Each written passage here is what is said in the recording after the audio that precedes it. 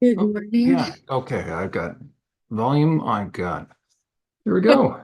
I've Good just been morning. having technical things myself. We got the Okay. box for the to ship out the other computer today. And so Oh, now, the. yeah, so an hour ago I put it in the box, and I disconnected all the cords. And then I couldn't get my laptop to have internet connection. So I was starting to have anxiety and asked Chris to come help me. And we couldn't figure it, and it suddenly dawned on me what it was because I'm taking the stuff from my external drive, putting it on the laptop as a secondary backup, and it was still grinding away from last night trying to move the files. And so I thought, well, I'll just delete those off the laptop, and suddenly my internet worked. So that was like 10 minutes ago. So I was having anxiety. Oh, okay. So anyway, so I don't even know if I need to have this. We hardwired it to the laptop, Okay. the modem, but I don't even know if I need that now. I dare not touch anything because it's working. But, It's like, oh my gosh. and I Um, saw you just emailed me some more. yeah, I forgot. I woke up today and I said, today's Thursday, right? Chris goes, no, it's Friday. So I was off my whole day anyway. But But no, Chris went camping. What was it? I guess when Wednesday night, not last night, but the night before. Anyway, so I had 2 days to just do stuff, and so I recorded three. One was 2 hours long, and another hour, and then another hour, and then I got them all, created the videos for YouTube, and so I started doing a couple of our sessions, and so I got a lot of stuff done. But the first video was funny because I thought, well, I'll sit down and do journals. I'll record a journal entry. But that morning I had uh what was it? I don't know, 17 parts or something present, and I was like, and I had, before I recorded, I got like half of their entries done, and then the parts were like, well, let's do video. I was like, okay. And as I was doing it, I was talking about that process. And one little more part presented itself that was inserted in the middle. And I thought, well, why don't I just show people what I do for this one part? And so I videotaped that. really, Yeah, and that was a couple hours. I was blown away. I didn't realize how much time had passed. But that part was, it's invaluable that you did that. yeah, I know. And then so I got done and finished all the rest of them, and they were happy. And that's why I was able to get all those other videos done. But last night, well, I guess I should just start with the journals. Am I recording? Yes. Okay. Mhm. Did I say good morning? Yeah, that's okay. It's It's understood. It's absolutely like understood. all that anxiety from the computer, it's still in my stomach a little bit. Okay, so the 23rd. Oh, wait, wrong one. You really are laying it. You're creating a template for people that it's so helpful. Well, I'm glad. I certainly hope so. So anyway, oh, these were the parts that presented. Yes, this when he says they started off in cages, but ultimately they had to run through the forest. They chased human beings. Did I go over this with you? No, you did not. Oh, geez. This is back when you guys were trying to run. Yeah, so cage, collar, leash, open air, sunshine, trees, freedom, chase, teeth, skin, meat. So I can see blood all over my mouth and face running down my chin. So I'm growling and panting out of breath. I'm so sad. Don't want this. No way out. Must move on. Find the next. I don't want to admit that I'm an animal. I can't even speak it. So I'm so shameful, but I am hungry. Said the men follow us closely on horses, always pushing us on, always more, never enough. And I put, how can mom not see?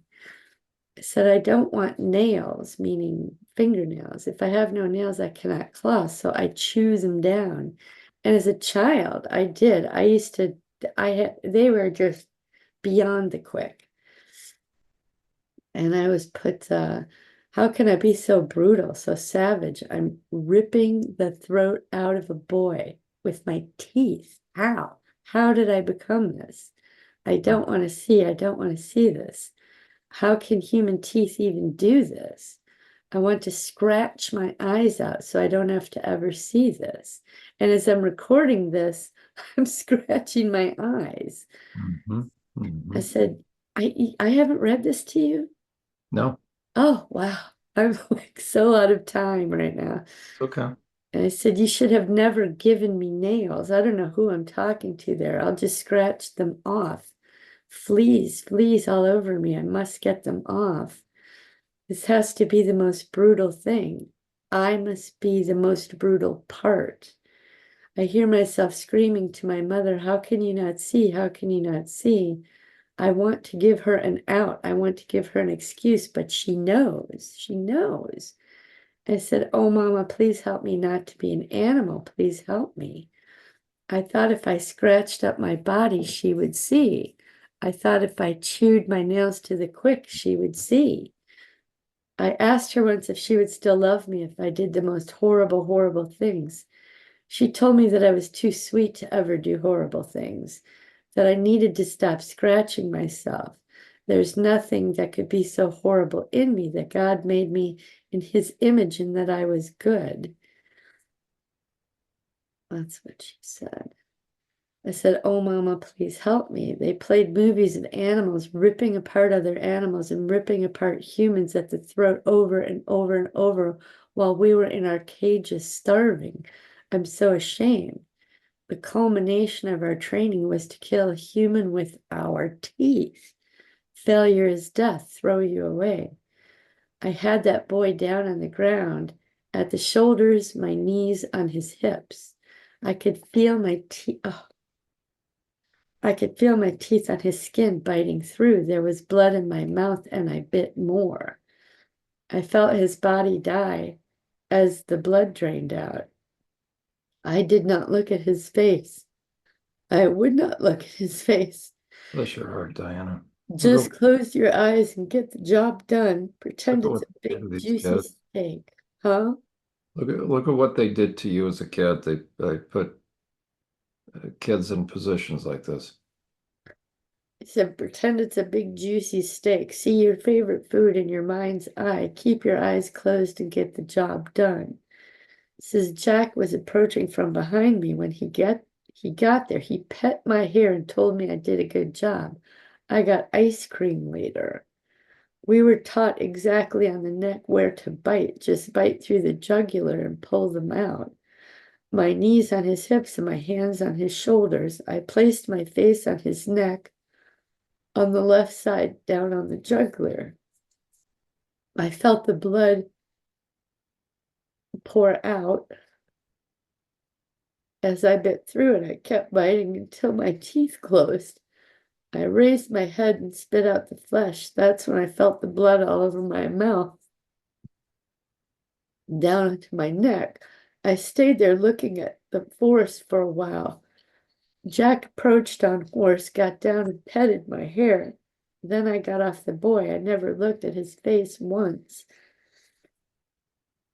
So the next morning again, sitting on the toilet smoking a cigarette.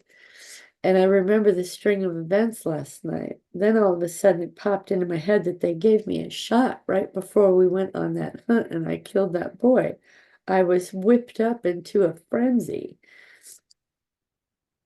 So these were the parts that I processed. Yeah. And I'll tell you, I remembered all of it up to the biting part. And I was thinking, what was I doing chasing this child? What happened? And it took I don't know, maybe 10 or 15 minutes, but that's when I saw that my face just covered in blood and it's anyway, it was very disturbing. And now 3 days later, I'm, I guess kind of okay. But Well, yes, I processed hopefully just this, 3 days ago. okay, what an invaluable, okay, let me qualify what I'm about to say. When I say invaluable, I don't mean good, right? But No, I know what you're saying. okay, so the fact that you are willing to see and look, and you're recording this literally as you're recording this now, but you write it down. Okay, that first of all, not a lot of people are going to be willing to see it. Okay, but just Well, and I hope didn't want to see it. right. Hopefully, you know this. I'm just going to say it anyways. I think it'll be good, just reinforcement as an outsider. You and I have been working together, obviously, for a while now. I want you to know, like viscerally and immediately, and everything within me, so that you know what I'm thinking, so that you can have assurance. Okay. There is nothing within me. And so this is true from God to you. You don't even factor into the equation as far as culpability. I want you to know that when I'm reading through this, so I'm walking along this with you, here's exactly what's going through my mind. I really want you to hear this. How dare they put a kid, you, how dare they put a kid in such a position, and how dare they ensure that another kid is going to be harmed?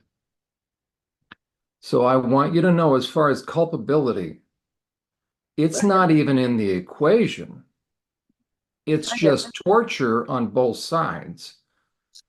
It's this horrific thing that they did to this kid to make this kid do this to another kid. They're making this other kid have to go through something at the hands of a victim. So I want you to know, really, there's nothing inside of me, and obviously, therefore, nothing inside of God's heart that has anything other than rage on your behalf.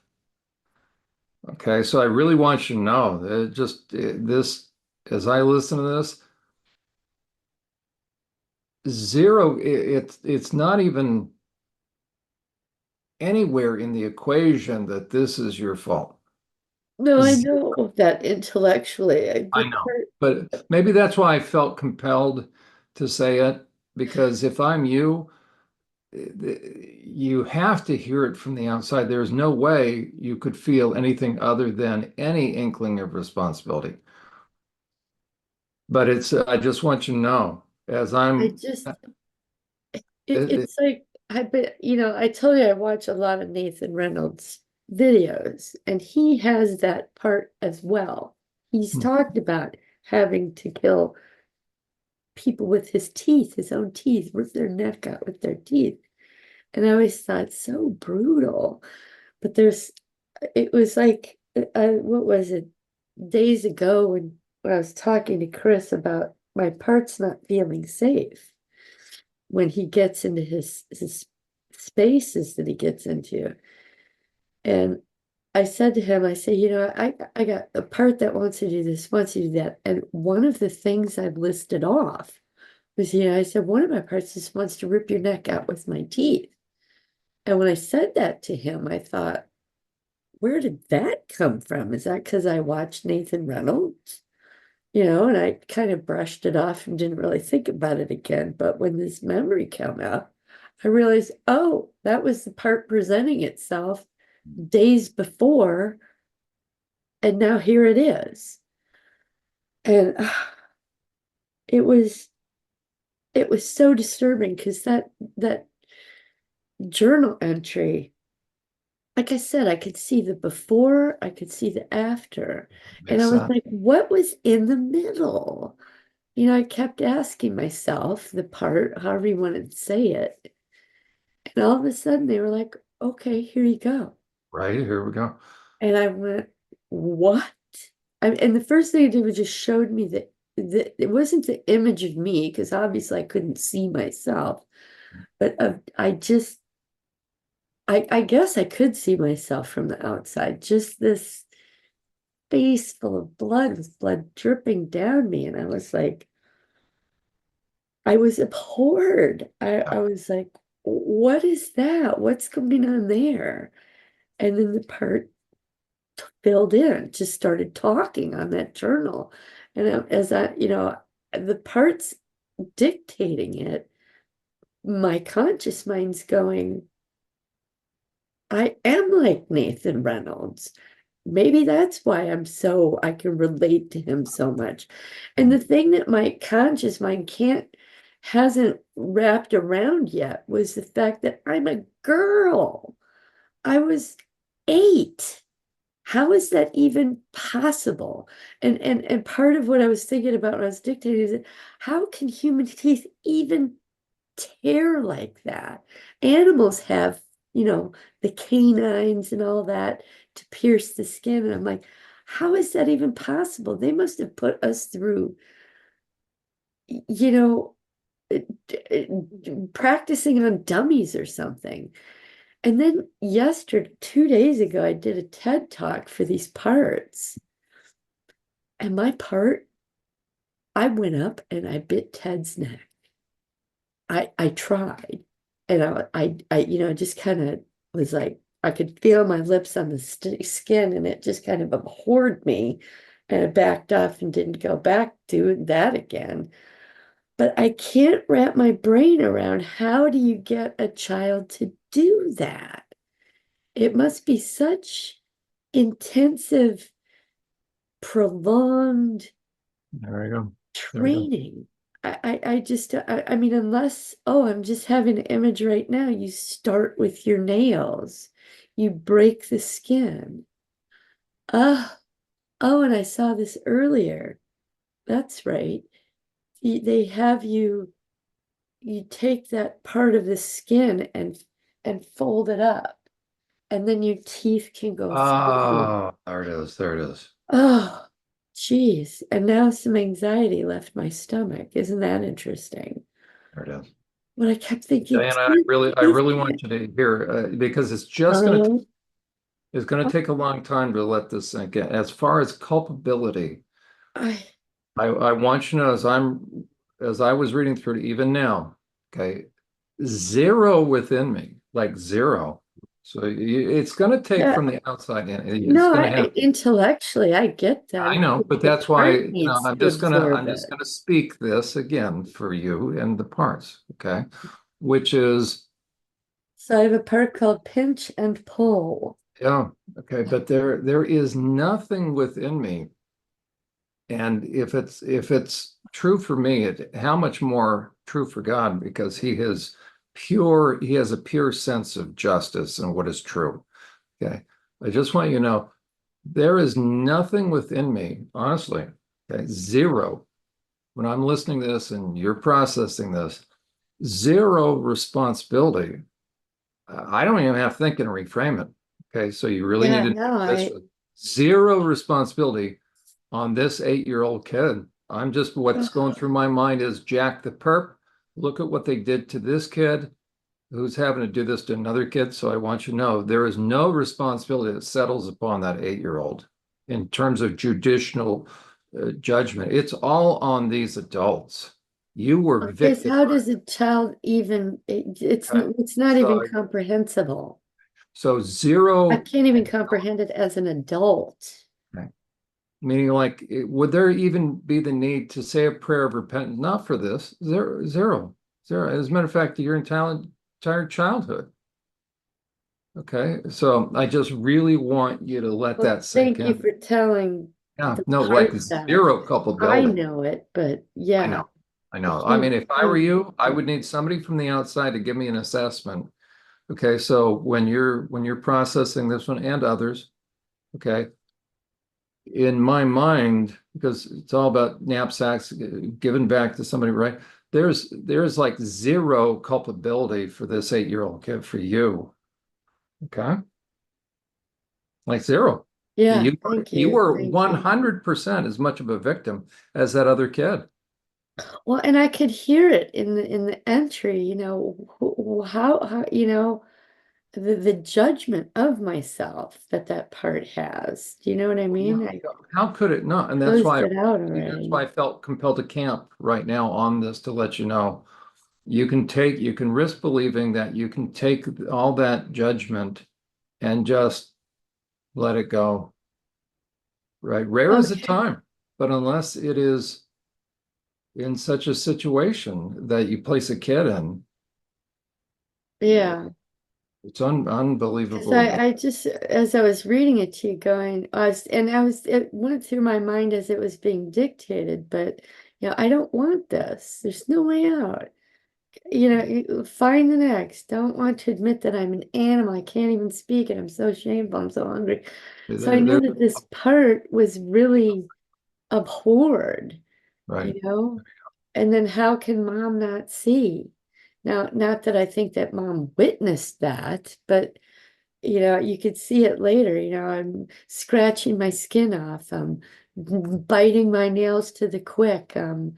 Because when I was a kid, John, if I got a bug bite, I would scratch to the point where I would have a scab as long, 2, 3 inch long scabs, maybe an inch wide. I was tearing my skin open, you know.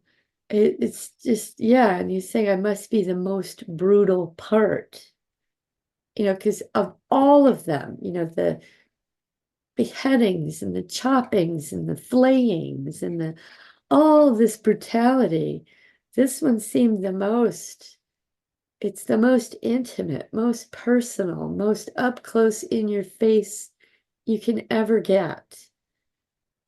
I was just, oh my God. So you can tell why this one was pretty much, I think you're getting down to the real core stuff, right, that happened. So Each this time I think that, yeah. I know, but I mean, this is among the category of the worst, so that you were subjected to. So that's why that part withheld because it So feels, yeah, yeah, yeah, yeah, that I'm the worst. that's right, that's right. Yeah. But you were as much of a victim as that other kid, as much of a victim. Both of you were victimized. Yeah. And so that was, I put it on my worksheets. It wound up being, I think, 3 pages of worksheets. I put 8 people per worksheet. And so that's what I sat down to record in all of my charts and stuff. And so I did, and I did the video. And I was recording the video for YouTube for the one part, but I realized, okay, 2 different time frames. So I focused on Remy, Rain, and Ruth. Now, actually,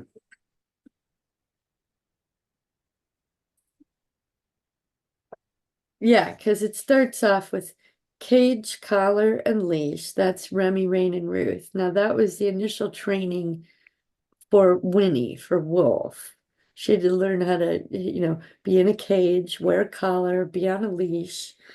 And then there was all that training for obedience.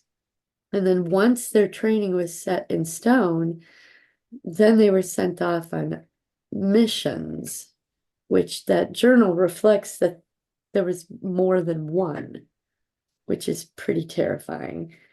And then, okay, so as I'm going here thinking about it, I'm like, okay, so there's 2 different sessions or 2 different incidents. There's the training and then there's the actual action of the hunt. And so that starts off with injection, then a cargo truck, then I'm in open air, then sunshine, then trees, then freedom. And then we're told to stay. And this was the part that popped its head up after the fact that made me want to record. And and that was where we were off leash. We still had collars, but we are off leash and we're told to stay. And then they had this row of cages lined up with the children who would be the prey. They opened them up, fired shotguns over their head, freaked them out, hollered at them, run, go, escape, whatever. The children got a certain distance away, and then we were unleashed. So the Yeah. next part is, I believe the command was chase. And then the part goes to pounce. And then and this is where I need to interject these 2 new parts that you and I just discovered. You pounce, you pinch, you pull, Oh, And then there you your te and then the part I recognized was teeth, skin, eat, blood, and then Jack stroking my hair, good boy, good girl, like a dog.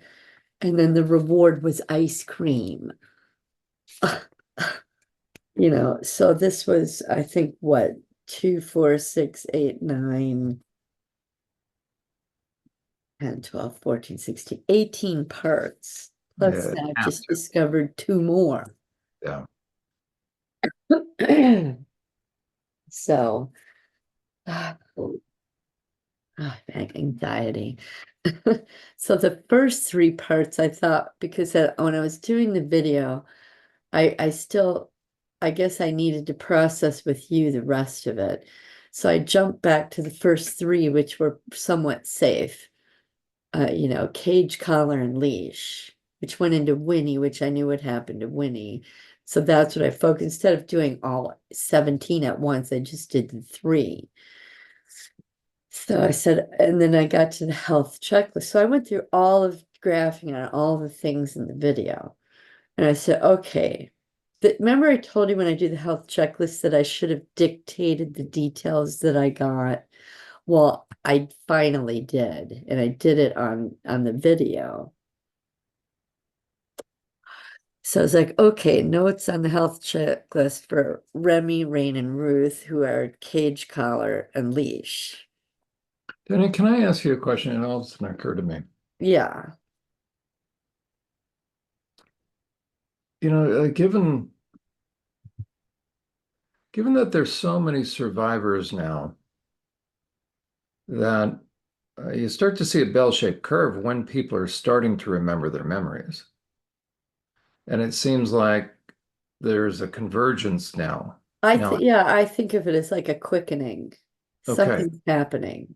so I wonder if these perps anticipated it, probably anticipated, knew it, or something. So I'm thinking of the movie because it was so disturbing. Now that makes it, my daughter saw it. I don't know, maybe my son did, but Hunger Games. Okay. Oh, yes, I know.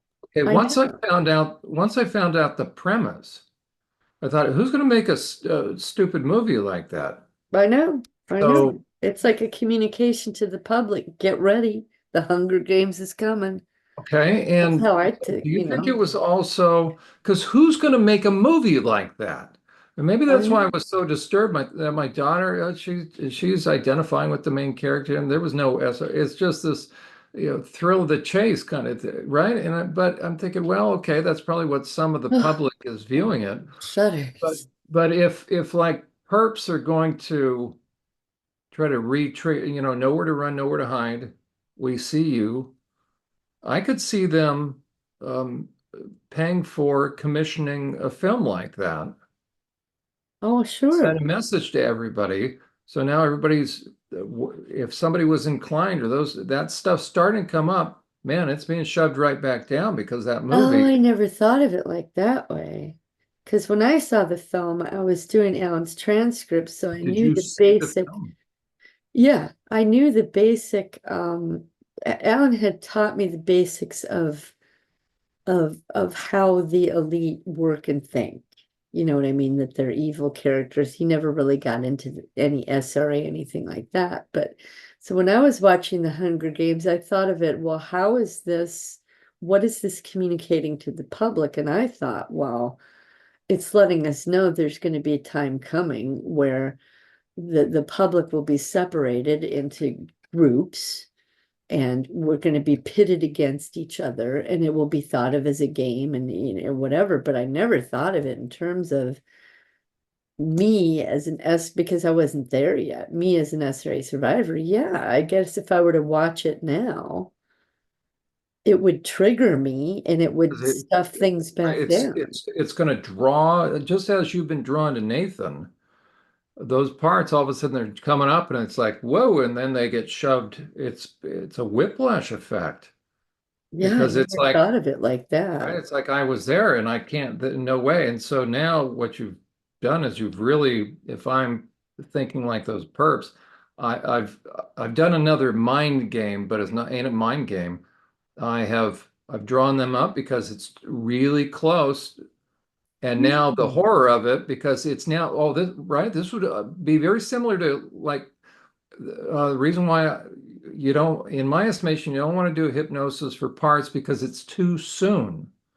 And Yeah, they have to come in their own okay, time. so it's drawing them up, freaking everybody out, and shoving it way down. So Yeah, it's kind because of one might come up and 50 might go deeper. there you go. So in a way, then it's putting them back into, I mean, even worse because it's drawn them up, freaked out because it's too soon.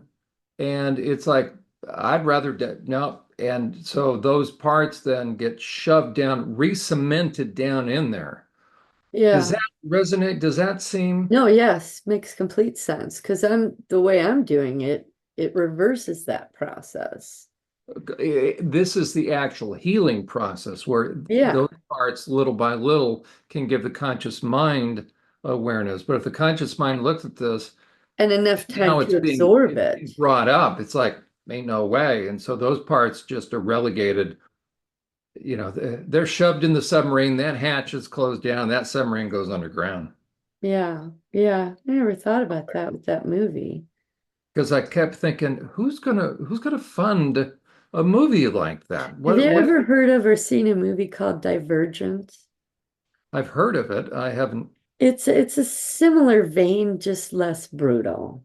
It's more, I can't even think of how to describe it. I think it approaches things more on instead of viscerally like Hunger Games does, it's more of an intellectual, but basically society breaks down, they create a new society, separate people into different categories, and they each serve their function, and there's warriors and there's the justice people and they're, whatever. If you ever get a chance, watch it. But I think there's even three of them now. I only saw the first one, but I don't know why I bring that up. But Nathan Reynolds was talking about something on some interview, which wasn't even about SRA, but he intentionally brought up and he said, Divergent.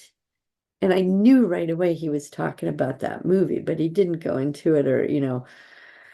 So anyway, so it's like some my parts are telling me you should watch that movie, Divergent. Okay, I mean, I certainly heard of And it. I can't even think of why, but it has a similar but different effect. Well, it's Anyway. separating into parts Mm-hmm. Yeah. because there are parts that are put into different categories, different functional roles. So Yeah. So that's what I processed that whole day and did the video on it and all that. we can keep going. I don't know why that came to my mind. So I'm glad it. No, thank you. It's fine. It's fine. I just was thinking, wow, that I guess that's why I didn't really process it. I processed it, but didn't have the emotional breakdown till with you. Usually it's the reverse. I'll have the emotional breakdown and then just read it to you. But the part I guess wanted your feedback. So anyway, so I said, okay, notes on the health checklist for Remy, Rain, and Ruth, who used to be cage, collar, and leash. They're telling me that they had problems with their eyes because the room that the cages were in were dimly lit. And then when they were let out of the cages, there was super bright light. So I don't know what that means. When they were in the cages, they also had lots of noise as well. And also with eyesight, they were made to watch videos of wolves or German shepherds attacking other animals or humans and killing them. So more MK Ultra. Collar and Cage had issues with their nose and smell of the stuff because it was smelly in there with mildew. It was the smell of a dead rat. It was, I think, the fish from the lake. Now, when I originally wrote this, I put salt from the lake, and I realized there's no salt in a freshwater lake. And where do you think this was? Was this at that same Yeah, school? School Sisters of Notre Dame at the Lion's Den. Yeah. Well, half at the Notre Dame and half at the Lion's Den. The Lion's Den is where the more brutal stuff happened. But I realized that Lake Michigan always has dead fish smell. And that's what I was smelling. It wasn't salt. I could smell the Oh, lake. I said, oh, and whatever body parts were lying around. So human body parts in there. Also, they had problems with their neck and throat because of the collar. Ruth had issues with her head because if she disobeyed on the leash, she got whacked in the head. All three of them had trouble with their stomach because they were always hungry. They were starved to death. They also could only go to the bathroom when told to go to the bathroom, so the GI tract would get backed up. Remy and Rain, Rayne, had problems with their back, hips, legs, knees, feet, and skin because they were naked, barefooted, and sitting in a cage and couldn't stand up or stretch out. And Ruth had issues with bruising because, again, if she didn't obey on leash, she would get hit somewhere on her body. They were hand signals and verbal commands, just like you would give a dog, that were given to us. So I just did the other 15 parts. Now this is after, so I finished my video and then went back and plugged in the other 15. So I just did the other 15 parts. All of them were bothered by having a collar around their neck.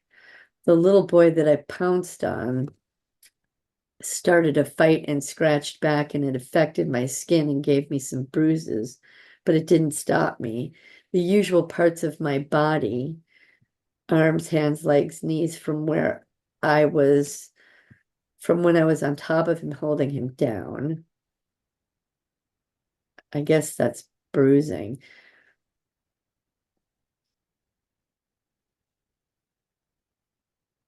And then, of course, my jaw and teeth from when I was biting, they all had a sense of heightened sight, hearing, smell, and taste.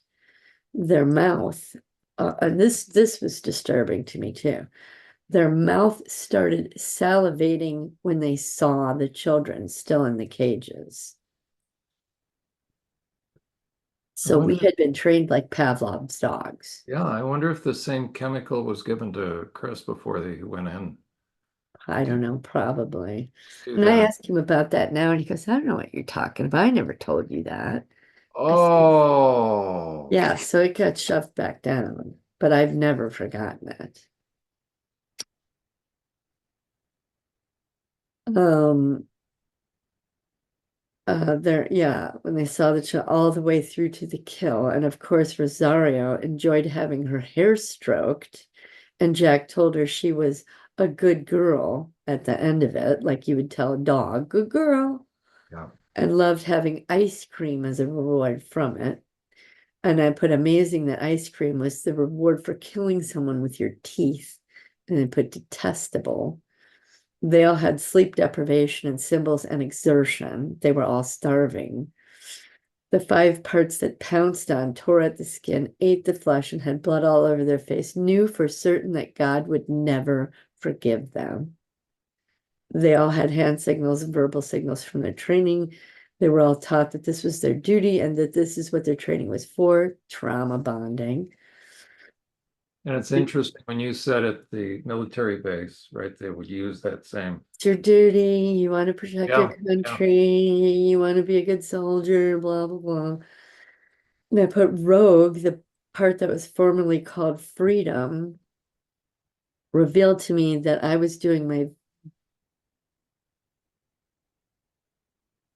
revealed to me as I was doing my video, building the bio for her, that the handlers were on horses and we were on foot, and there were children in like a big, long, say 10 to 15-foot cage.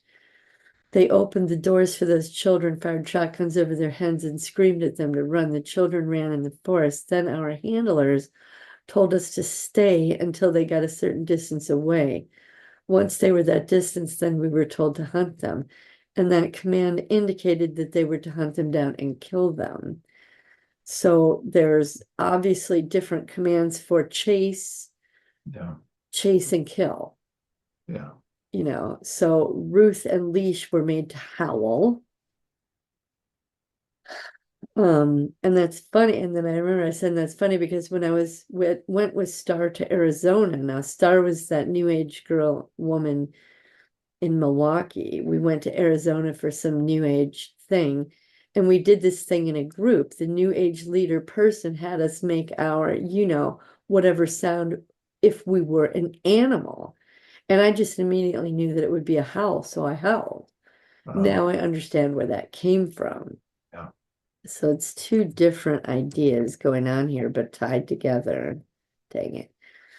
Um, and then later, as I was drifting off ice, I just saw the man in the blue uniform and ball cap again. He is the coach or trainer for Petunia, who is the girl that did hand-to-hand combat.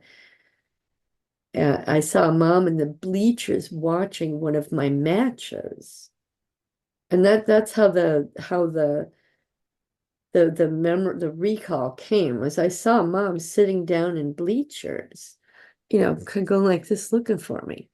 And I thought, well, where the hell are we there? And then I saw this guy.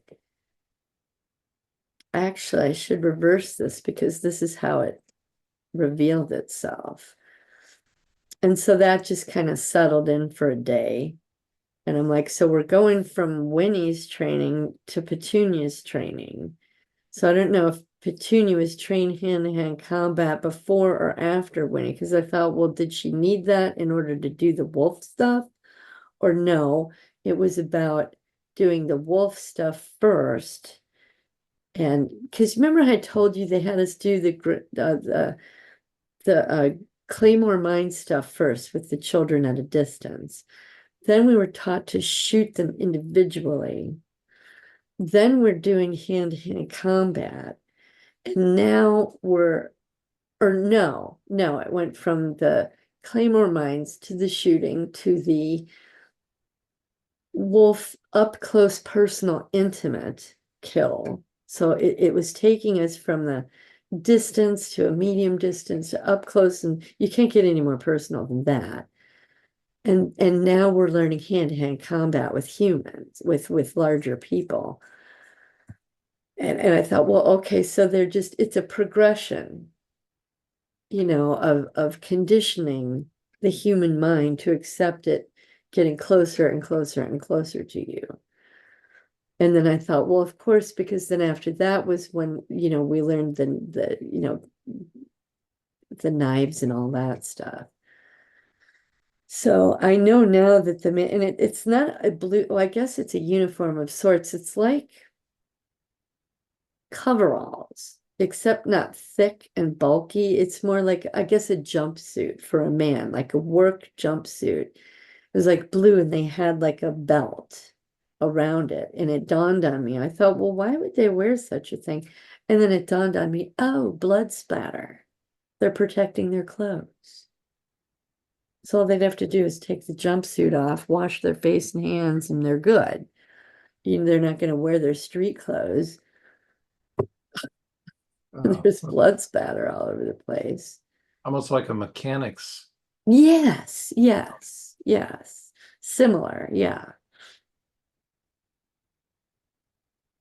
But no name tags or anything like that. And then, so I processed all that. Where am I at? I'm just a little scattered right now. Yeah, I can't So imagine. this is last night. So I spent the whole day doing videos and feeling really good about it. And Chris came back about 5 and we had dinner. I just relaxed and watched nonsense.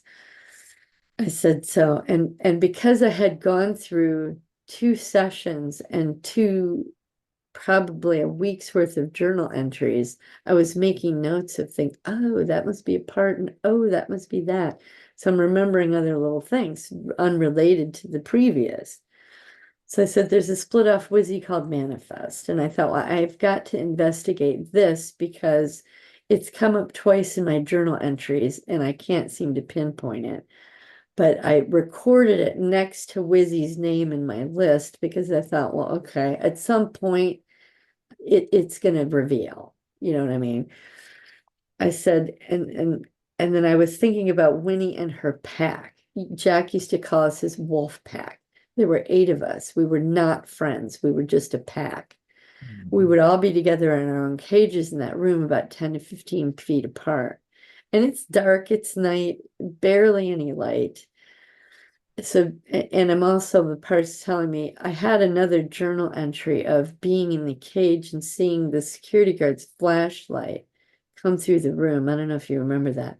And it would hurt my eyes. And that this is where that happened. So I'll put in there This security, is all the Nazi kind of stuff. security guard light in eyes. When they brought the Nazis over, this was the continuation. Probably it was the 70s, so they had what, 2 or 3 decades here. I said, when we were being trained, there would be videos playing, but when it was at night and it was quiet and dark, we would kind of talk to each other. I remember one time calling out Johnny's name, but he growled back at me. Come on. And snarled. We weren't supposed to speak in human words. We were supposed to communicate like dogs talk. There was a peer pressure there. And I realized, I'll put this in here too. I was the new addition to the pack. So they were already well steeped in what to do and how to do it and what not to do. And so I was the new person. I think it was like the first night or something. That was the only and last time I spoke with them with, actual words. It was body language or whines, sounds that dogs would make. We were not friends. We were dogs in cages. So when I spoke his name, everyone turned and snarled at me. I knew right then I would never do it again. I was testing the waters to see if we could be friends. So that's what was going on there. I was the new addition. Where is it? I'll just put it here. I was the new addition to the pack. So they already knew the punishments for doing that. I said Petunia. So now Petunia is the one that did the hand-to-hand combat. Petunia is telling me that mom was in the bleachers watching when she was down in the pit wrestling with the boy. Oh, Petunia had won. I remember later on, mom asked dad why Diana was doing this. I don't know if he told her or I told her it was so that I could know how to See, defend it's such myself. a perfect cover. I can understand why they would bring your mother there because you're going to have a lot of bruises and a lot of, so it's the perfect thing for them. Oh, I See, didn't this is even what she's think of doing. that. That's Yeah. right.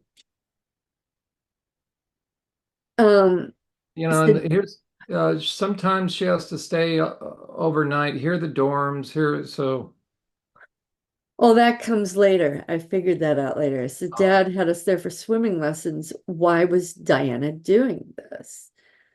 That's what mom said, something on. Mom was proud of me and put her arm around my shoulder. She said she was surprised, but I could tell she didn't understand. I could also tell that she felt like something was off or yeah, wrong there. I was also there because I had a higher IQ than Angie and Mary. Mom knew that as well. She knew that dad brought me there for special school for the gifted or something like that.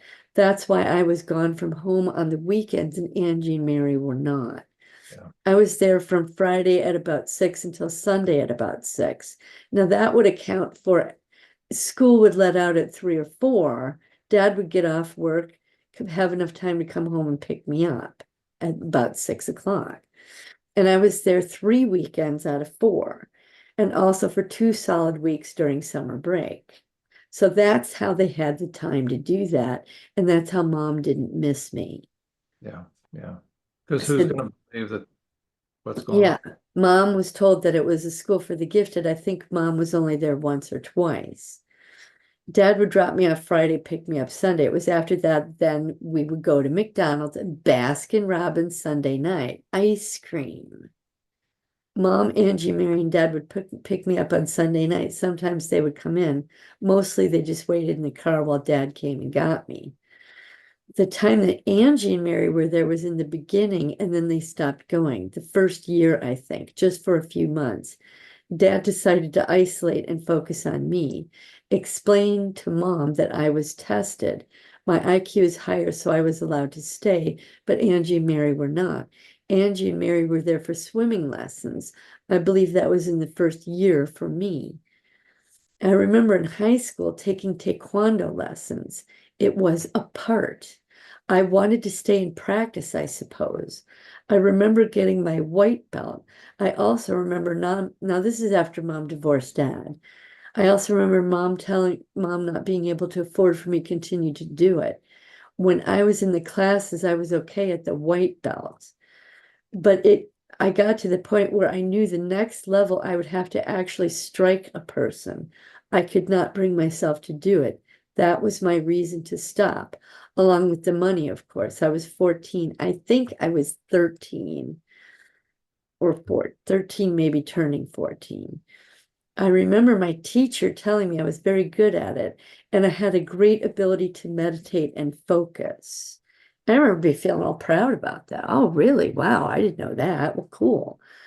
My front personality did not understand, but I also remember parts inside of me feeling proud. I realize now it was because I had already learned some martial arts at SSND. That was Petunia, the hand-to-hand, what I call hand-to-hand combat. I think because I didn't understand it was martial arts, and it may have even been Taekwondo. So, and now we're going back in time again. I remember Mom asking Dad why I was doing so many different things at SSND. Dad said that it was supposed to make me a well-rounded young woman.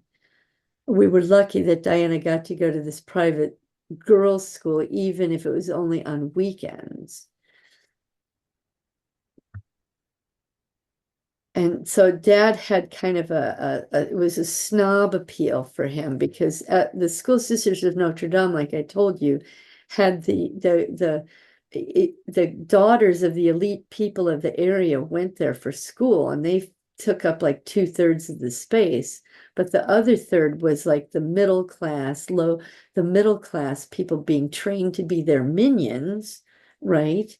And then they had the lower class children who were orphans or homeless or from child protective services or wherever they got them off the street or from Mexico or whatever. So they had the three classes of people there. And they went through the whole scenario of how we all interacted with each other. That was what that school did. The elite were trained how to utilize us. We were trained how to prey on the lower classes. The lower classes were trained to be victims, but we were also trained to be victims of the higher class. So if you think about it in terms of society, it was all right there in that one building. So that Walk me through when the I relationship between this school and Notre Dame, University of Notre Dame. yeah, I don't know, but it's called the School Sisters of Notre Dame. So I'm sure that there's connections, and it's Catholic, so. So Te for Taekwondo is the part that learned martial arts at SSND. Later on, when I was in Iowa being abused, I took the Taekwondo lessons so that I could protect myself. But my front personality could not strike another person, and Mom could not afford it, so I quit. But I think when Mom explained about the money, because as you go up the ranks, it's very expensive. I think my other parts used it as an out. Oh, okay. I didn't push back on her. Yeah. I said, I remember there was a conflict inside of me because I wanted to learn it, but I also did not want to strike anybody else. There was also the time frame that I said, I should say this was also the time frame that I had my own room and I was exercising in my room. And that's when Angie and Mary were making fun of me, the journal entry I read you about a week ago.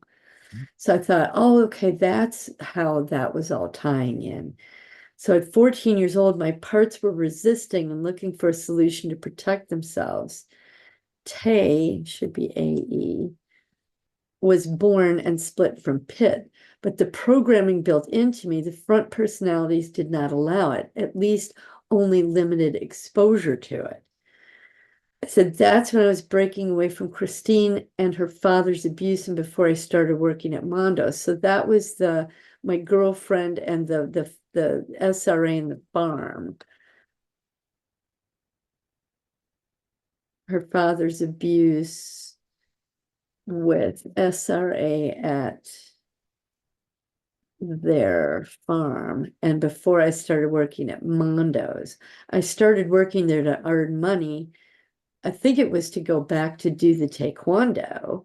Then I got sidelined by frog legs, the split sexual personality, and getting into the party scene. Tay just disappeared or was pushed back down. Sorry. Nicola was okay. So now I'm remembering, okay, more of the farm stuff. Nicola was startled awake at Christine's house. I disassociated and became another part walking to the barn. So I Yeah. remember thinking, oh my God, here we go again.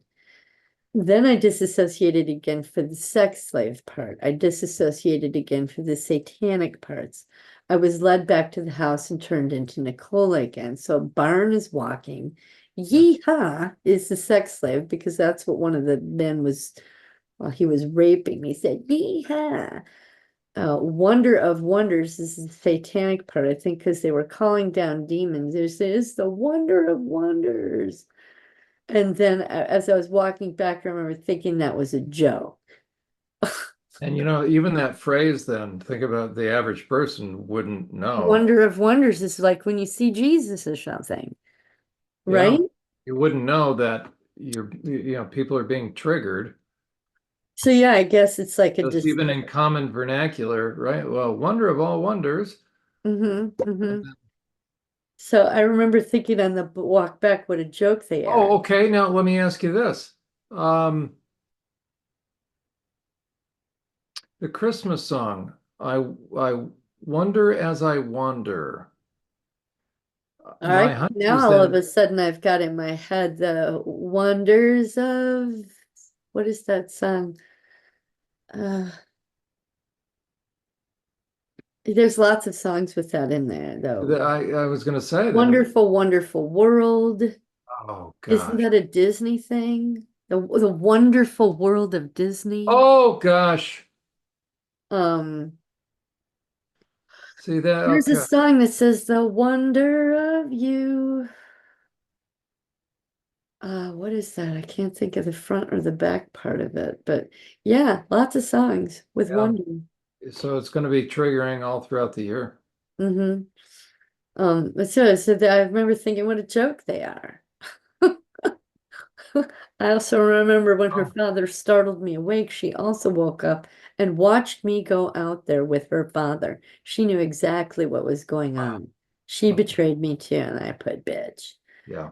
When we first got out there, the main guy did the spells and called down a demon. It was at that point I had to give them blowjobs, and they raped me. They kept calling down this demon. Ah, wonder of wonders. Please bless us and come to us. That it just came to me. This demon, they kept calling down, whenever please us as this Oh, demon while they were doing it. It was the principality for the area, I think, perhaps a step below that. It was scary, but I was not terrified like I had been before as a child.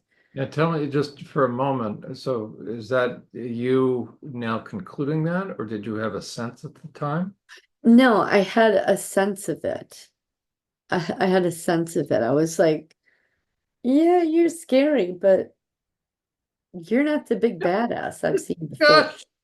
I already like kind of, I could sense the difference in power levels, I guess. I That's don't why know. Alert's got such plans for you, Diana, because Well, it, I don't know, but for I you, was it's just just like natural. when the thing comes on my bed at night, I'm like, go away.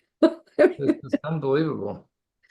I said it came face to face with me while I was on my hands and knees. I just looked at it. It moved off. It knew that it could not enter me. I knew it too. Huh. My first thought was that he could not enter me because I had been claimed by a higher authority. And when I wrote this, I kept getting the impression, well, was that satanic wedding?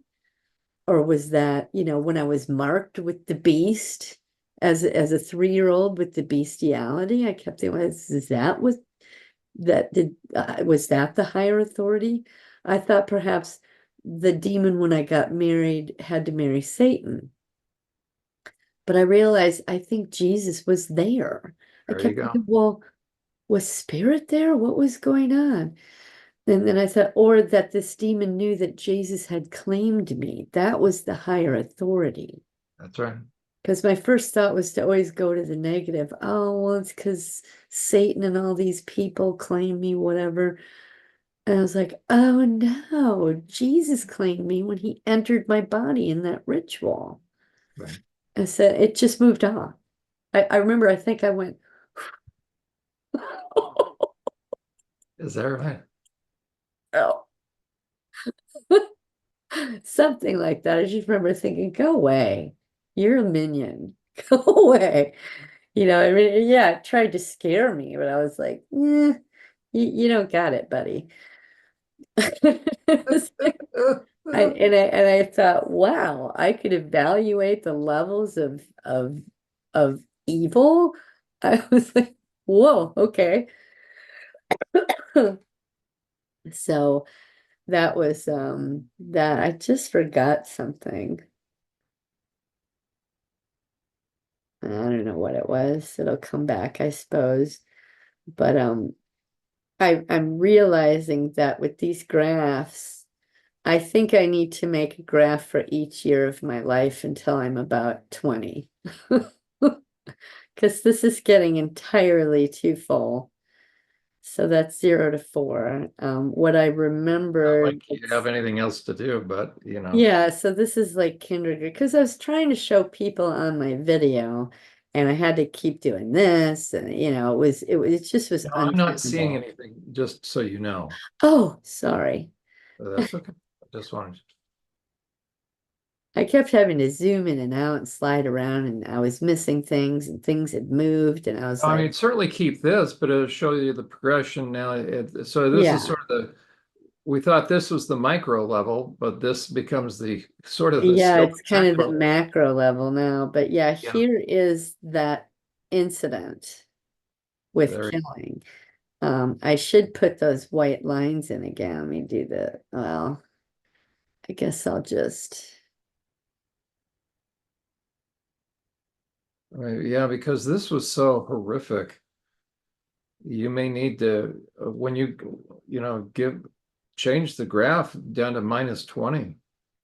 I've been thinking about that, but I I don't think think, -10 captures it. There's so much and so many gradations. That might be interesting to just do that for yourself and then watch how that pans out. What the because it'll be very much right brain intuitive. So yeah, so this is where the I average guess my person. parts inside are like, do you know the quantity of work that will I take? know, yes. So right now, And let's you not have be a with the sense. tens. You'll know if you're frustrated with the fact that okay, it just bottoms out. But if that bottoming out right there, that flatlining at -10, if that doesn't do it justice, you'll know to be able to honor the horror of that you survived. That's the only reason I'm saying. Yeah. Yeah, no, I get that. So this is that incident with the teeth and the neck.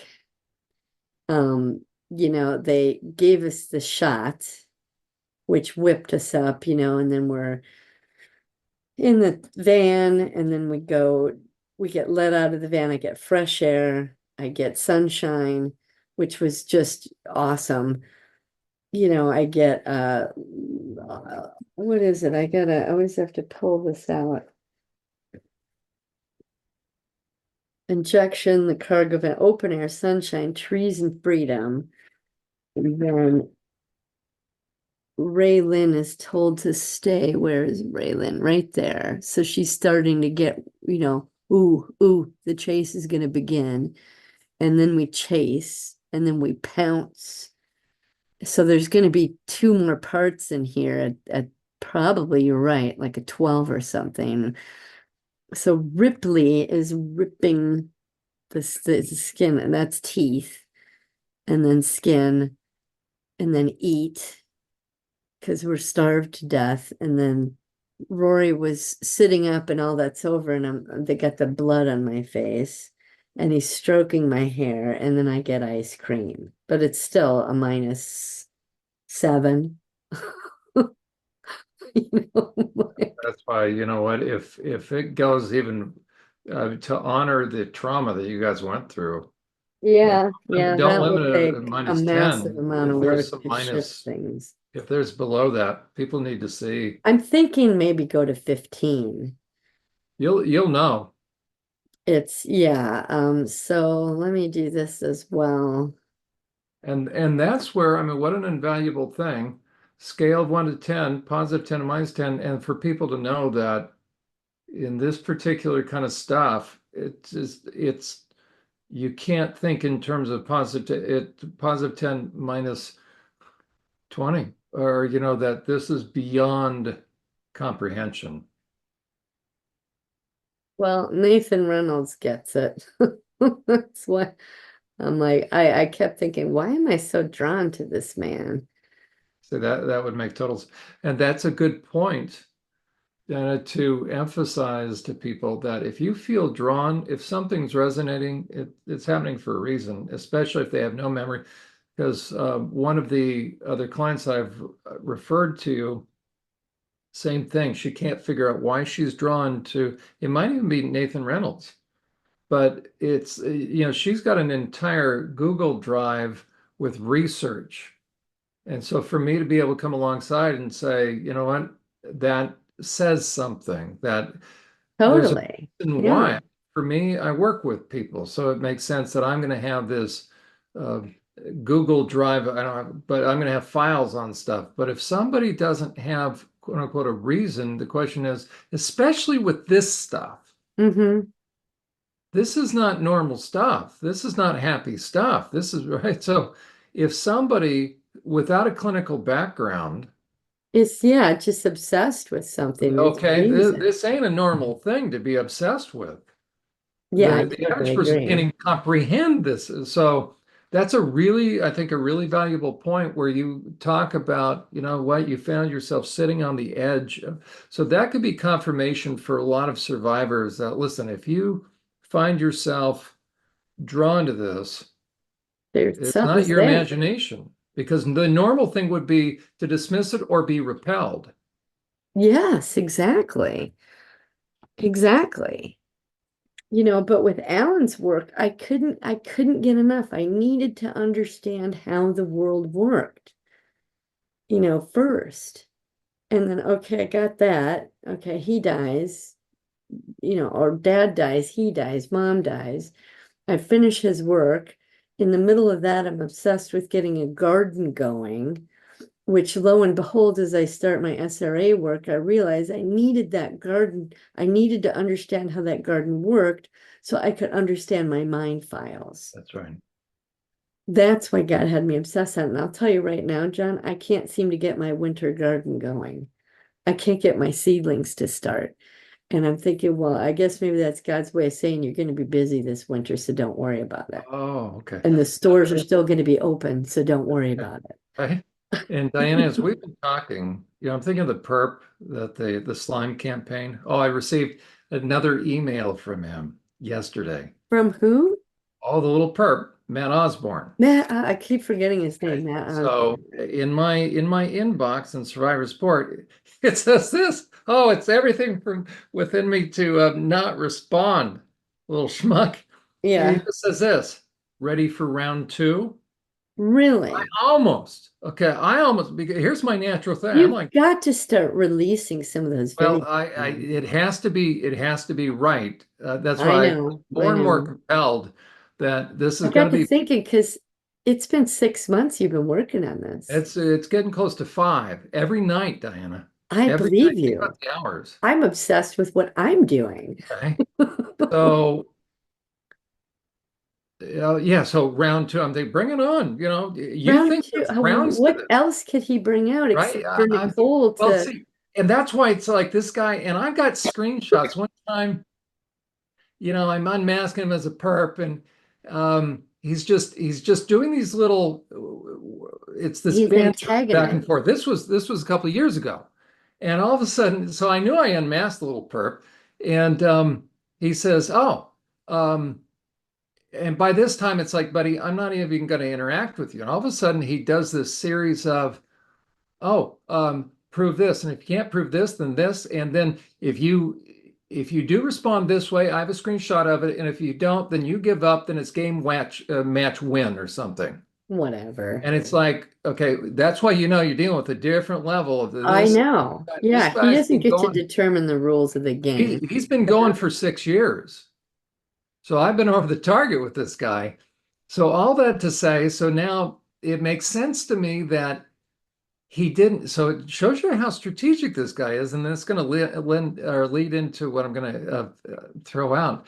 Um, so I'm convinced this guy, he's been sitting on something, but it's been eating at him because Yeah, he held because you something back. haven't given him Right? some So if line. I was going to respond, so he's got his big cucamonga, whatever this is. I think it has to do with my former business partners. I'm already, in doing this whole chess match, I'm already one Already step ahead. addressed all that stuff. Yeah. So I thought, number one, very strategic on this has been chess. And then when we looked at, so two things have really begun to congeal. And maybe it was the other therapist that Jimmy Hinton reached out to, and all of a sudden somehow Like somebody Barbara Roberts. did that he was in the military. Who Okay, now was? he's Man Osborne. Really? Now he's standing before, so on his little homepage, or it used to be, or some blog, he's standing in front of a tombstone at a cemetery, Yeah, you showed me that okay, with the picture. white rabbit. Yes. Okay, now that's interesting enough, but in the midst of all of this stuff that he's been saying, dropped every now and then is this non sequitur. It's Hmm. like, What is okay, that? Yeah. so it's trash talk, it's slime, Euler's everything under the sun, but this thing just keeps coming up. He's just propelled, and it is mocking and downplaying SRA and repressed memories. Yeah, see, and Who's going to care about that? So my hunch is, they want to keep the satanic part of abuse off the table.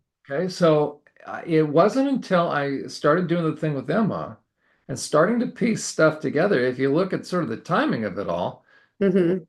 daughter doing what she did. But anyways, But yeah, the when did I timing. really start from their perspective? When did they launch this? When did they have to? It was not until I started to tell people I'm connecting dots between MK Ultra, Masons, the military, And Satanism. and Satanism. So, Yeah. it's just very interesting because of all the stuff that doesn't make sense for him to even bring up is repressed memory, satanic panic, um, MKLD. He's mocking that in the midst of all this other stuff. Yeah, And because I his thought area of attack has been about the trans stuff. Right. everything, but all of a sudden, so it's Well, like, well, maybe because my channels come out and okay.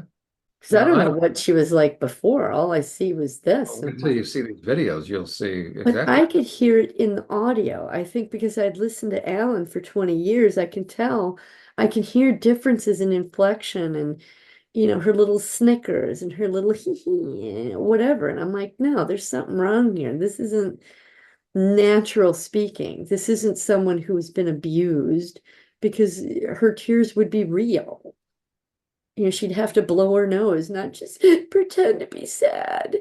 And Oh, that's what does she she did. pretend? I was I like, haven't even gotten that far. yeah, you don't even want to. Don't go there. But I'm just still, I still can't believe Melissa got sucked into that and was deceived and still is deceived. I'm like, whatever. We don't ever talk about you or any of that. So it's like, When this thing's finally launched. do you do Barbara Roberts? Because that's I'm gonna unmask her. good, perfect, because those two people are who Melissa, I'm still gobsmacked that she never took the time to call, Ann Gillies or Brad Wilder. I'm like, what? All you Yeah, were no, going to listen to I'm is these unmasking every people's, single one. yeah. Plus, we go in depth because I know this person's behind it, and if not, it's important because Phil Illy is that perp. Okay, Phil Illy is friends with Julia Malata, okay, a trans guy. Well, when um, I'm sorry, Matt Osborne, when he's talking to Jimmy, he says, "Oh, I want to thank the group from Pittsburgh." I'm thinking, what group from Pittsburgh? Phil Illy. Okay, and then I thought, oh, this trans guy, he's the number one guy pushing the concept of men being able to breastfeed, should Oh, have the right to breastfeed infants. Okay, that leads to adoption of infants and the surrogacy and the trafficking of infants. Okay, so a gal that I've been interacting with over the years, who's been I've been meaning to ask you, are you still able to do your sex offender classes or is that stopped? they destroyed the contract. I've Oh, lost half my sorry, income. John. Oh no, it's done. He was very effective.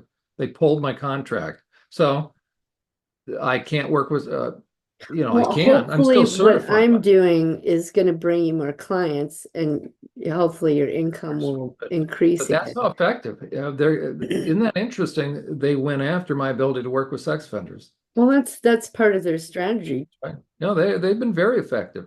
My license apparently is still under review. They from last I checked, they have per policy 6 months to make a decision. Well, it's coming up end of October. It'll be 6 months. So we'll find out Mm. about my LPC. What happened with your state license for psychological work? Well, it's still under review. It's been under review for 6 months. Well, if they pull it, can't you just become a life coach?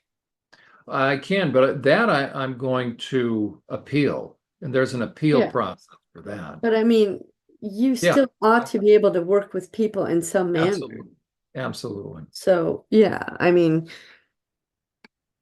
okay. Anyway, I'm But sorry, go on with what you were saying. no, but with Matt, so as we've been talking and with Matt's little symbolism, it's like, okay, of all the things that are the greatest non sequitur with this rubric that he's created. Okay, John's a horrible person. He's through his daughter and then the business partners. Okay, so that's what his focus has been. Then all of a sudden we've got over here in left field mocking repressed memories and SRA stuff. how does that even fit into so he No, can't I help know what you mean. I know what you mean. so But I that just keep coming back to that guy. I forget his name now, but well, I told you he's in the UK and he's been fighting and exposing SRA and helping survivors for like 20 years. And the little boy, they were about to prosecute some guy. The abuser was given access to the kid and said, you go ahead and take me down for pedophilia all you want, just don't mention the satanic parts. And this guy was explaining, he said they don't, that's where they don't want exposed. They don't want the satanic influence he mocks it. exposed. And Jimmy Hinton mocks it too.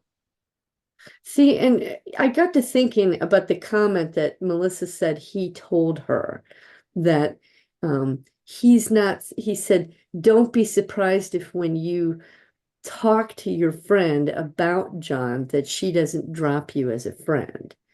And I thought, well, how would he know that? Does he work with SRA people?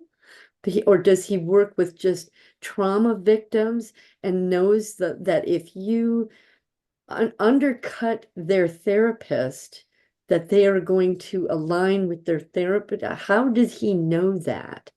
And I got to thinking he has to know it because why else mention it to Melissa? And in Melissa's response to me in the email, I don't know if you remember it, but she said, in hindsight, now I find that interesting because I did. I chose you over her. So I thought Jimmy Hinton has to know that. Why else would he bring it up? Because it planted a seed in Melissa's mind that if it happened, oh, well, then it gives credibility to Jimmy Hinton. But I'm like, in any therapy situation, for anyone to attack the therapist, that patient, like I felt an earthquake, a tsunami, and a landslide all at the same time. It destabilized me, made me question you. Well, I went in and figured out, well, no, I don't need to question Jon. I found my answer. Melissa just wasn't willing to go there. And the fact that, and the big part for me is Jimmy Hinton is calling people. I know. I know. That's really sick. I know. I'm like, why is he even care about the trans movement at all? If he's a true Christian, he should be backing you. But doesn't he have just the idea, though? He's taking his time. Oh, I know, to cold Isn't he a call pastor? somebody. Shouldn't he be focused on other things? I mean, doesn't he have enough to do with his time? I know. And how did he even know about Melissa's site at all? So Oh, someone see, noted, on my channel, I haven't posted her in my interview. I know. So it was only on Melissa's channel. So someone is monitoring her channel and notifying the appropriate people. And I think that's why she has various random crazy people contacting her and tying up her time. And the fact that she can't figure that out blows my mind. I'm like, Alan was a hell of a lot smarter than that. He Uh, wouldn't have taken those calls. I hadn't figured out. It's like because I will repost certain, but it's like Hmm. I don't even have her interview because it was Yeah, okay. it's an aside. You've got other interviews that are better. But So that's interesting. I'm so How did she? disappointed that Melissa can't that she doesn't think that her viewers are I think that your information is so important, could have helped so many people, and they would have resonated with it in her audience. And the ones that didn't and came and pissed and moaned are the ones that she should have said, you know what, I'm not going to listen to you, and blown them off, even if they unsubscribed. And I got to thinking, no, they're not going to unsubscribe because they're monitoring her. They're monitoring what she's talking about, and everything that she talks about is safe. Everything she talks about is safe. And I'm like, that's not Alan's legacy, except for the fact that he didn't talk about SRA. But now that we know what, and you know what you know, right? You can't separate out, so you have to help people understand. Well, and I And think that's we're at probably a what, point in time that everyone's got to shout it from the rooftops. right? Everyone does. And I think also then my series on how do you make a sadistic Hmm. sexual psychopath is so dangerous to them because they can't poke at it. And because I take the label off of satanic, I first focus on get satanic off the table. We're going to focus on a sadistic. The lead What up does to that it. person get into and what is he capable of doing? And Hmm. find the religious elements that are brought in because he's sadistic. And that's a bulletproof argument. That is the argument. I got to ask you something. I've been holding back on this, but Melissa told me that she's got this legal battle going on, and she has to prove that she actually existed with Alan. And she said that she was digging and digging and digging, trying to find this one particular flash drive. And I thought that it had documents or something on it. And she told me that it was pornography of her and Alan. And she said, well, Alan said that it's, whatever goes on between a man and woman is between a man and woman. It's when, the whatever came into it. And I thought, well, why would you ever want to be videotaped, even if it is the love of your life? And to have it on, isn't that just a little bit of twisted nature? I mean, it's not being shown to anybody else. It's not being whatever, but did they sit down and watch it? I didn't ask her. I didn't get into it. I was like, when she told me that, I just went, oh, well, I had no idea. And then she threw out the little thing that Alan would always say, well, what Alan said, that was between a man and a woman, it's between a man and a woman, blah, blah, blah, as long as it's not this or that or this or that. But it keeps rolling around in the back of my mind. That's not right. I would never allow Chris to videotape. He took a picture of me once and I was lost my mind. Yeah, yeah. And I'm like, well, is that's moving on the spectrum, isn't it? It's moving on the spectrum in this sense, at the very least. It's now shifting from intimacy, which is a forgetting of oneself, to now it's, Because she had to present that to the court as proof that she and Alan were a thing. Can you imagine? She was horrified, but that's what she had to do. And I was like, oh, that's bad. oh, so now you've got a judge and a mediator and lawyers. I'm like, why would Alan ever do that? And I guess it's making me realize, as brilliant as he was, he's a flawed man. I mean, I've known that in other areas of or arenas, but I was just like, that's kind of a big deal, isn't it? Yeah, I mean, great, maybe it moved him to the 3 level and not the 10, but and that's where he stopped. yeah, yeah. But I was like, I want to ask, whose idea was it? And did you sit down and watch it together? And that's how it just seems a little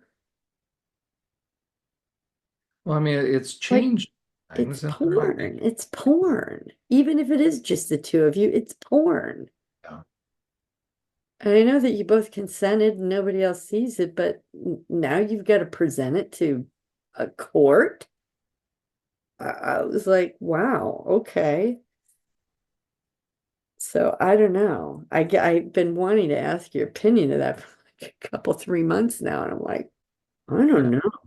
It's you know, just, it certainly shows that the relationship, I mean, it brought in a different element. yeah, which is not, to me, feels unsafe. It just feels But unsafe. And yeah, I guess maybe Melissa never drew that line, or, because I can't imagine it was her idea. So I don't know. I've been meaning to bring. a lot of couples are doing it, but then you hope they begin to, whoever's, because somebody's going to initiate that topic. Yeah, why do you need it at all? And that would be that question. It's like, okay, so we're now almost performing. And why are we doing that? What is that about? So And is that's it where because my you, mind goes with that. well, yeah, me too. I kept thinking, ew, I was shocked when she told me that. I was just, But especially, with Alan being in his line of work, so to speak, or whatever, well, and he that's was Special Forces UK or yeah, oh, Special Forces okay. So UK. all the more, I mean, do you even want anything hanging around? I mean, That could, what do you do with this thing? Why do you even want that around? well, exactly my point. And there was something else too, is Melissa in her current living situation. They live in such a small town in Texas and there's no real immigration problems and not a whole lot of crime. Where she'd go off to the store and just leave her patio doors unlocked. And I said, Melissa, in the position you're in with what you do, I said, anybody could come in here and just take your computer and walk off. What are you doing? I said, you've got to lock up every time you leave. And when I'm here alone and Chris is off camping, I got everything's locked up. Everything. I don't want, I'm just flabbergasted at how stupid or reckless she is. And I realize, well, I don't know. I don't know. Anyway, sorry. No, that's important. Yeah, it all of a sudden now the couple's watching. It just I they're mean, just or are they watching it at all? It was just the titillation of being filmed and they never looked at it. But either way, yeah. why is it necessary in any fashion? And I just got to thinking, if anybody breaks in their house because she's getting too close to something, they find that flash drive, she's screwed. She's just screwed. Um, I'm like, I would burn that. I'm just thankful I found it because it's gonna help my case. And I'm like, well, I'm glad for that, but you need to get rid of that, is what I told If her. you can't prove your case any other way, I know, I know.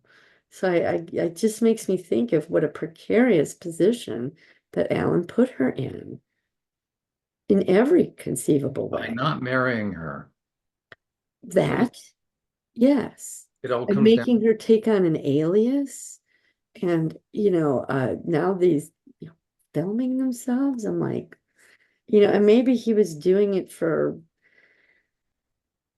if he died, she would have something of him. But I wouldn't want that. My memories are enough for that. He should have married her. Well, I agree. he left her in this position Well, and because it she also leads me allowed to, herself. I She, know, and it leads me to think that maybe there was an aspect of him that maybe he loved her in a certain level, but uh, had the relationship so that he would have a wife per se, so that he could do his work easier and kind of used her. Because why not marry her? yeah. I mean, Susan and I are married. I know. And as much as just in the early years, Chris was out of control, but he married me, Right. you know? So I keep rattling that around my head. Where's he at on your spectrum? Is it like tick mark one, tick mark two, tick mark three? It's probably a two-ish, minus two. And I'm It's like, okay, so it's not, because twisted, oh but no, it's moving in that direction. I'm thinking, well, okay, the man is human, yeah. and whatever his weaknesses were, but I'm like, that really, Yeah, I'd put him in a minus two in this sense. Um, the fact that he didn't marry her, he strung her along then. No other way to put it. So if a guy's going to do that to another woman, we know it's not inadvertent. So minus one is inadvertent. So with minus one, the goal is you get back to and hopefully then somebody spends less time in minus one and gets outside of themselves, eventually matures and now up growing in terms of moral development and character development, all that. But if somebody can start to become comfortable in minus one, that means it's more about me than the other person. And that's how now it's like, I'm doing me. Okay. yeah, and here, serve me, Okay. take care of, But then to string somebody along, I mean, it's this is 15 years. I mean, I this was is bothered that Chris and I when you went know six they're years. right, when you know they're going to be put at a disadvantage because they're trusting. So when somebody starts to use somebody covertly or overtly, subtly, or so at some point in time, maybe beyond year number one, so two, three, beyond 3 years, the question is he should have either married her or they should have broken up, meaning just out of ethics. But yeah, because even with Chris, he came to me at like around the sixth, right before we hit our sixth year, and he says, "Well, or something along the lines of, if are we going to keep doing what we're doing?" And I was like, "What are you talking?" He says, living together, whatever. I said, "Well, I love you. That's my plan." And he says, "Well, then we might as well get married." Okay, so that's normal, but you could tell his conscience was bothering him. Well, and he had 6 years of withdrawal from all the Yeah, that's drugs and right. all that That's right. crap, so he was But preoccupied. nobody had to tell him. Nobody, he didn't have to hear it. No, no, and I wasn't even thinking about it or pressure. I never even brought it up. I just thought, Right. when the time's right, the time's right, because God keeps telling me to stick it out, stick it Right. out, stick it out. So I So felt like I that had divine intervention. I'm just, so that same thing was happening to Alan. Alan just he resisted it. So I think he stayed again intellectually and everything he was doing. He's still certainly upper echelon as far as intellect. He's trying to help Mhm. people now, but he had that streak of selfishness, and so did she. And but Well, the I know. reactivity And part, and that's why, now she's cashing in on his prestige rather than finding her own way. yeah, Not cashing in, I should say, because she doesn't make a whole lot of money, but her purpose, she made her purpose his, but yeah. she can't accomplish it the way he did. And her interviews are getting a little bit more in depth and a little more interesting. They're not, but I just keep thinking, I guess because I've gone beyond it up into the supernatural war business, and I see her still floundering around in all this secular worldly bullshit. And I'm just like, we gotta go past it.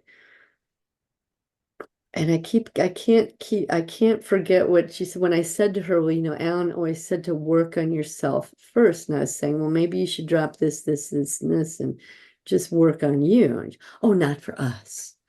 And so that led me to think, well, how egotistic is that? So there's an ego happening there. And it just, I don't know. And I I didn't necessarily mean to go on so long no, about that's fine. It's 12 and I it. have someone waiting. Good. But But I, the yeah, unfortunate today. So we still have some time though. But it really caused me to think, as you were describing, as you were talking, that all of a sudden it occurred to me, wait, of all I've got this slime campaign that all of a sudden he did a pretty good, effective job. So it's distracted me for 6 months. And when I remembered about, okay, he's former military, he's got the little white rabbit, we got symbolism, but for him to the drop, tombstone, that's part of my mind files.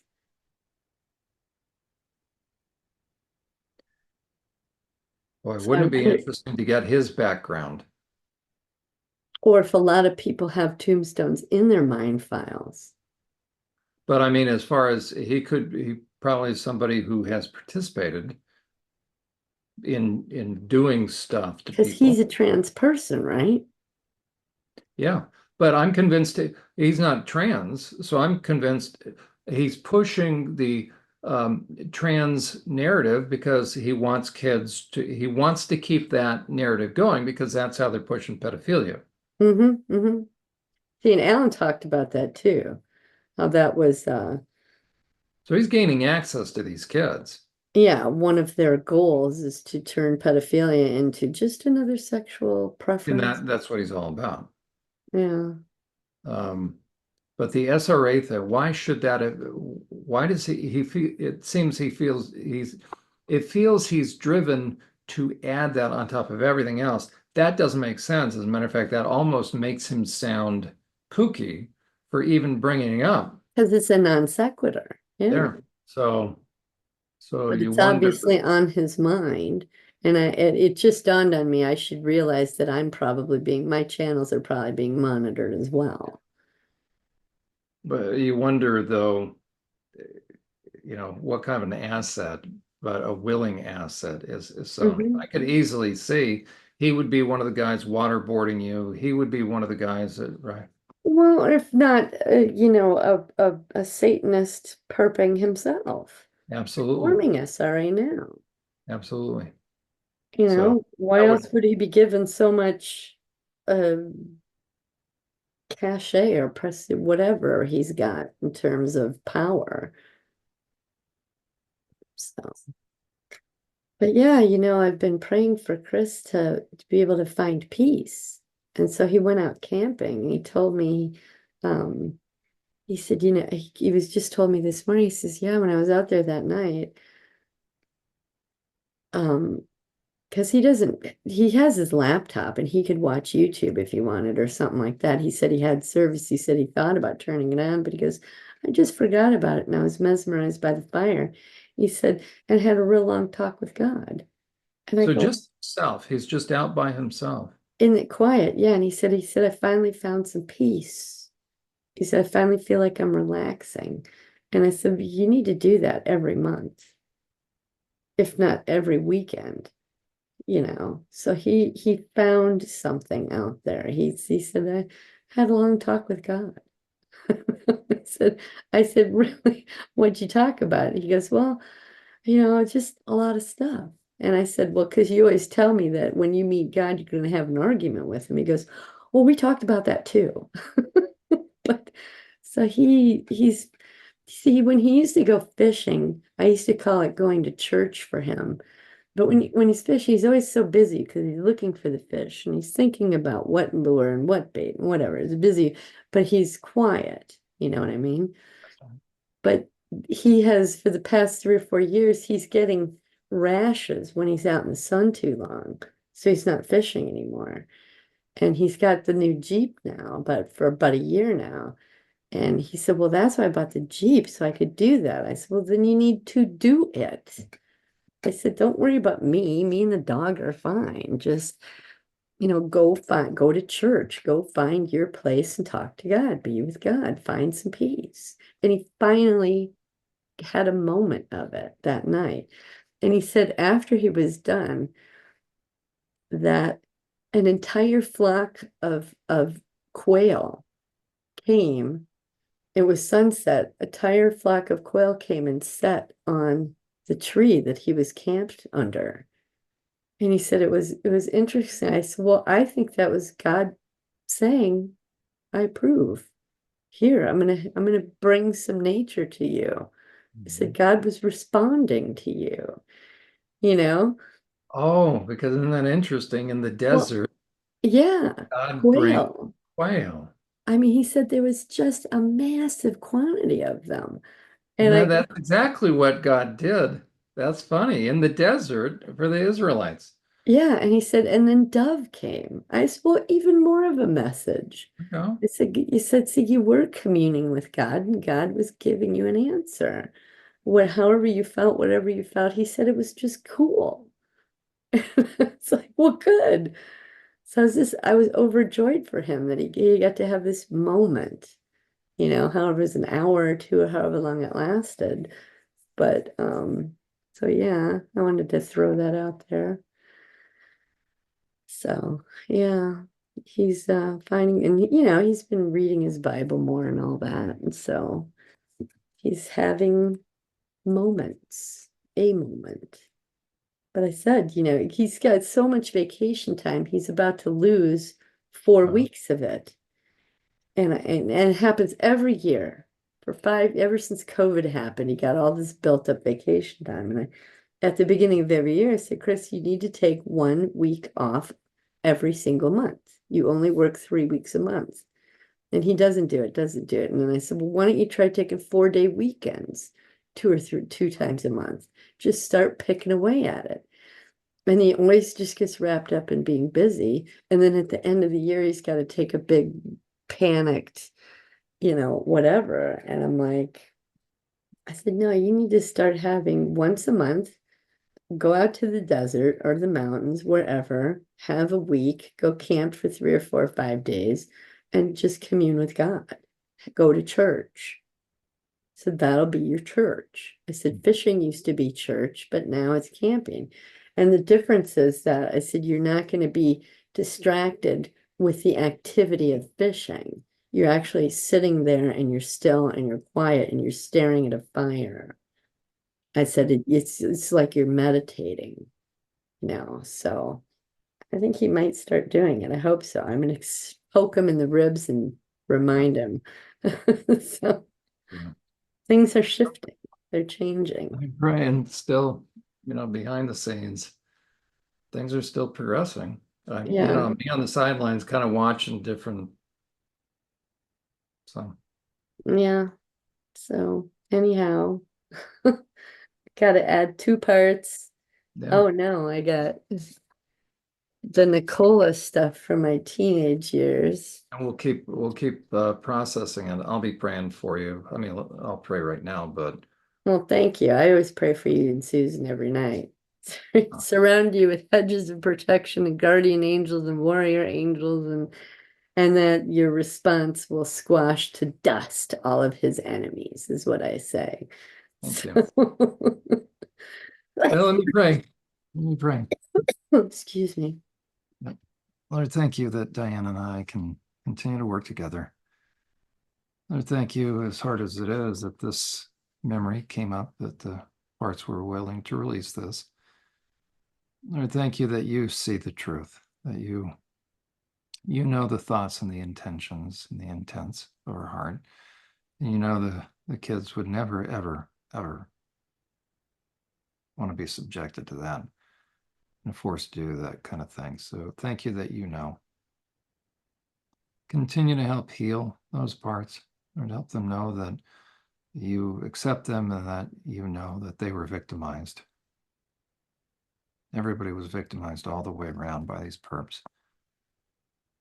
So, Lord, thank you for your grace. Thank you that you want to heal those very deep parts, to let them know that they are perfect in your eyes. So, again, thank you for calling us. Thank you for preserving Diana, for choosing her, for selecting her, and for protecting her mind and her sanity through all that. So continue to be with her as she puts all this together, that she will be effective in helping to set captives free. So thank you for that. And continue to work on Chris. Lord, thank you for showing him those different signs, and continue to heal those deep wounds within him as well. In Jesus' name, amen. Amen. Thank you. All right. Okay. Well, Well, I'll we'll keep you talk. posted. We'll talk at the beginning of the week, and keep the cards and letters coming, so to speak. All right, you too. You got it. Good. Send you all my power for your response video. So, Yeah. We're making headway. all right, good. Well, take care. We'll talk Tuesday. Okay, bye. Okay, bye.